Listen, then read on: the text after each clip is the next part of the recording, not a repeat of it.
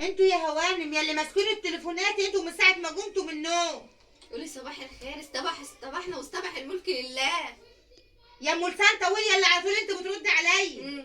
ما تقوموا تعملوا اكل المطبخ يضرب يجلب، وما عملتوش فطار ولا عملتوا حاجه النهارده. ده انت لسه صاحيه، عايزه اول ما تصحي افطار على طول. ساعتها بقول لها قومي فطرينا، مش راضيه تقوم. انا مش جايه. انت ما جايه ده قمتيش خليكي انت تيجي ليه؟ على ما جنب. قمتيش انت ليه؟ انتوا ثلاثه قاعدين اهو. اليوم مش يوم ولا يوم سلفتنا. امال يوم مين؟ حبيبه قلبك اللي في المستشفى. واللي في المستشفى دي لها عذرها، ما تشيلوهاش ولا ايه؟ شيليها، وبنتك حبيبتها وبتشيلها. يلا يا حبيبتنا قومي اعملي لنا فطار وغدا ماليش دعوه، النهارده. قومي اعملي. انا ماليش لا انا دعوة. ان ماليش، شاء انا الله تكونوا اجازه. مكسرين.